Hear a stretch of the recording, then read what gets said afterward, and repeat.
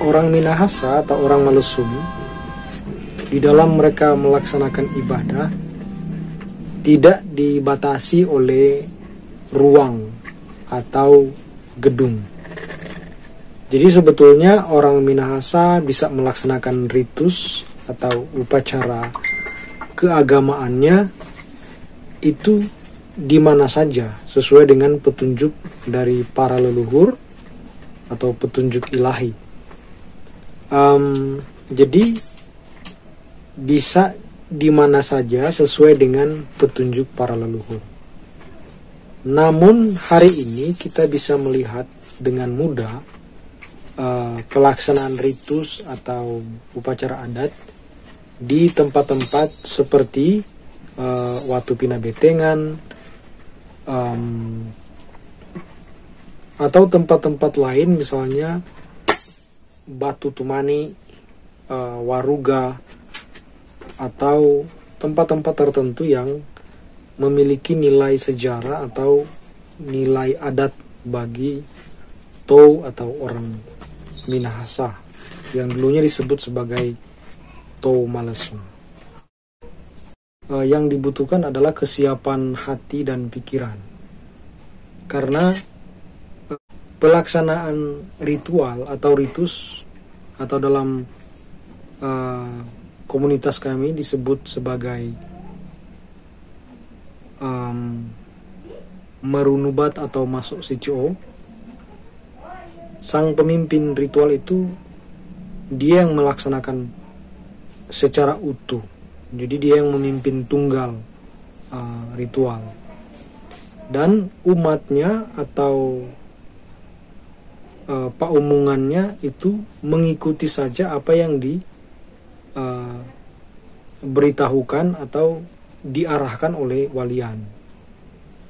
Jadi apa yang diperintah itu yang dilaksanakan. Misalnya ada orang-orang tertentu yang mempersiapkan misalnya siri pinang, kemudian meletakkan di satu tempat yang sudah ditunjuk oleh walian, dan umat yang lain ya tinggal duduk diam dengan sopan, dengan penuh keseriusan, sambil menunggu petunjuk-petunjuk yang lain. Saya pikir seperti itu. Dalam hal terkait dengan agama atau kepercayaan Malesung, ada orang-orang tertentu yang ditunjuk atau dipilih untuk memimpin. Misalnya pemimpin ritualnya disebut dengan walian. Ketika dalam ritual atau dalam upacara adat, tugas mereka adalah memimpin jalannya ritual. Dan biasanya mereka itu menjadi medium atau perantara dari para leluhur untuk menyampaikan pesan-pesan kepada khalayak umat Malesung. Ya, tugas mereka selain menjadi medium, mereka juga memiliki tanggung jawab untuk mengajar. Jadi memberitahukan ajaran-ajaran atau susu-susuyan atau sisinau kepada umat Malesung atau kepada paumungan. Jadi kepada paumungan. Nah, mungkin ada juga jabatan-jabatan lain, misalnya pembantu walian. Karena walian juga ada yang disebut walian tua, walian, leleleen. Ada banyak sebenarnya sebutan-sebutan, tergantung pada situasi mana jenis ritus apa yang mau dilaksanakan. Dan kadang-kadang juga dibedakan karena perbedaan klan atau keluarga. Jadi itu tergantung situasi dan tempat. Dalam ajaran Malesung ada yang disebut sebagai sususuyan atau ajaran, ada yang disebut sisinau atau nasihat, ada yang disebut poso, pelii atau larangan. tentu saja ada banyak yang tidak boleh dilakukan di Minahasa.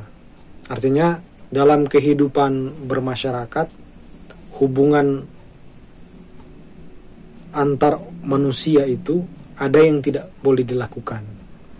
Misalnya sebenarnya dia bersifat umum. Misalnya tidak boleh mencuri, tidak boleh membunuh, tidak boleh menjahati orang, tidak boleh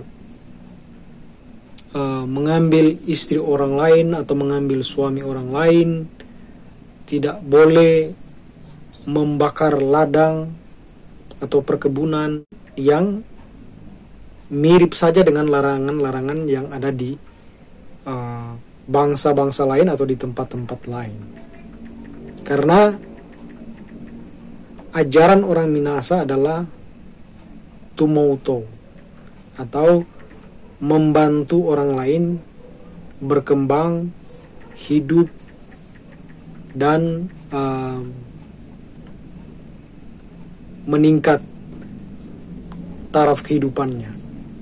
Jadi kalau ada ajaran bahwa orang Minahasa itu harus membantu orang lain, tentu yang kebalikannya itu dilarang. Jadi kalau misalnya ada ajaran mengelola orang atau saling berbaikan, saling berbuat baik, tentu yang sebaliknya itu dilarang. Kemudian ada juga misalnya mapalus atau kerjasama. Tentu yang mau kerja sendiri-sendiri, yang egois, itu dilarang seperti itu. Atau misalnya ada ajaran wetengeng engkayo baang, artinya bahagilah bumi ini. Yang sebaliknya itu tentu dilarang. Jadi tidak boleh egois, tidak boleh cinta diri, harus berbagi. Jadi larangan-larangan itu seperti sudah saya katakan tadi, dia bersifat umum saja. Mungkin yang spesifik atau yang lebih detail itu tergantung waktu, tergantung tempat, dan lain sebagainya. Itu disesuaikan dengan arahan-arahan para leluhur. Catatan yang menerangkan sejak kapan orang Minahasa mulai mengenal Sang Khalik, pencipta langit dan bumi, atau dalam ungkapan orang Minahasa atau orang Malesung, apo nimema intana o langit. Namun berdasarkan cerita yang dituturkan oleh orang-orang tua Minahasa dari generasi ke generasi, kita dapat mengetahui bahwa sudah sejak lama mereka mengenal sesuatu yang maha kuasa, yang menciptakan tanah, langit, dan segala isinya. Dalam cerita misalnya ada tokoh Apok Toar, Apok Lumimut, Apok Karema, jelas dan sangat gamblang mereka mengadakan ritus-ritus yang meminta petunjuk, meminta pertolongan dari Tuhan Yang Maha Kuasa. Jadi sudah lama sekali, sudah sejak leluhur-leluhur kita,